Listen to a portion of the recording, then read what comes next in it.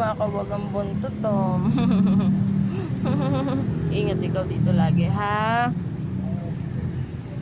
Wala akong dalang pagkain ngayon, eh. Sorry. Bawi, sunod. Pero at least nagkakaano ka na. Fair ka na nung last na nakita kita. Tsaka pinakain.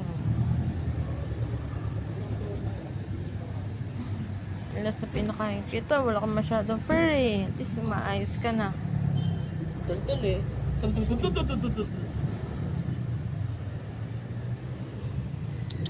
ka! Itoy ka! Itoy ka! Come! Come! Come!